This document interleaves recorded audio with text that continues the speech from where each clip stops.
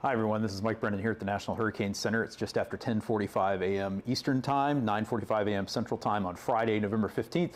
Coming on with the latest this morning on Tropical Storm Sarah, which is the center is located just to the north of the coast of Honduras this morning, very near the Bay Islands, about 30 miles south-southwest of Isla Guajana on Honduras, moving west now much slower than yesterday, only at 5 miles per hour, and that's leading to very, very heavy rainfall that's already occurred and expected to occur over the next several days, bringing the potential for life-threatening and catastrophic flooding to portions of northern Honduras is going to be the big threat with Sarah here as we go through the rest of the week and into the weekend.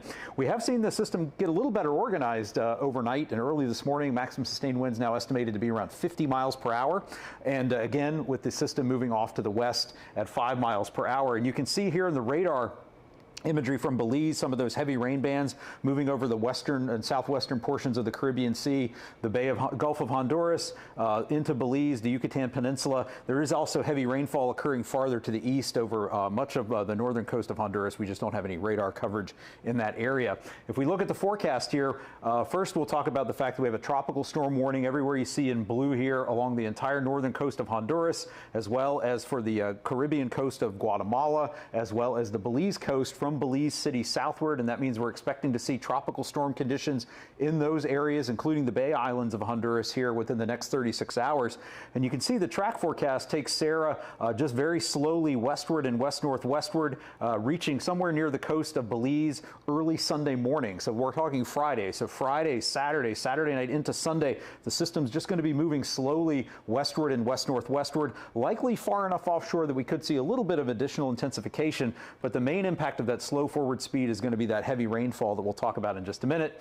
Looking out a little farther, we're expecting the system to move inland across the Yucatan Peninsula as we go from Sunday into Monday and weaken to a tropical depression, and then gradually dissipate as we get into the early to middle portions of next week. Some of the remnant moisture from Sarah could get caught up into a cold front advancing across the Gulf of Mexico later next week, but not expecting any other direct impacts beyond early next week at this point. Let's talk about the rainfall. Again, we've actually seen the rainfall totals. We've seen some totals this morning along the northern coast of Honduras in the 17 to 24 inch range, including a 24-inch rainfall total that's already been observed near La Ceiba along the northern coast here. So now we're expecting widespread rainfall totals of 15 to 25 inches, isolated storm totals as high now as 35 inches over northern Honduras in this area here. Again, the additional rainfall could exceed 30 inches locally here along western portions of the northern coast of Honduras, leading to life-threatening flash flooding, potentially catastrophic impacts, landslides. A very dangerous situation playing out here. Residents in northern Honduras especially should be paying attention to any information they're given by their local government officials and their National Meteorological Service there.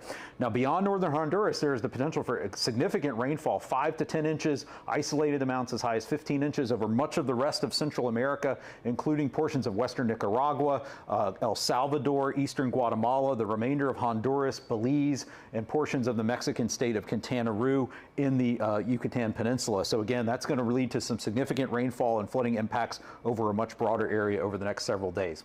So again, let's wrap up for the key messages for Sarah this morning.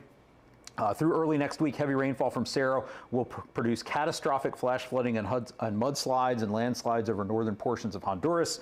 Elsewhere across Belize, El Salvador, eastern Guatemala, western Nicaragua, and Quintana Roo, heavy rainfall will cause significant and life-threatening flash flooding and landslides. And tropical storm conditions are expected along portions of the northern coast of Honduras, the coast of Belize, the adjacent Bay Islands, and the Caribbean coast of Guatemala, where tropical storm warnings are in effect. And a reminder for our users in Central America and those speaking Spanish, we have all of our Spanish language publicly translated products available, including the key messages, the public advisory, the tropical cyclone discussion available on Hurricanes.gov. So for more information and the latest on Sarah, you can come back to the Hurricane Center here at Hurricanes.gov. Users in Central America should be referring to products from their local National Meteorological Service, and anyone in the United States can, of course, get their local weather information from their local National Weather Service office at weather.gov. We'll be back with more on Sarah throughout the day and through the weekend. Thanks for joining us. I'm Mike Brennan at the National Hurricane Center.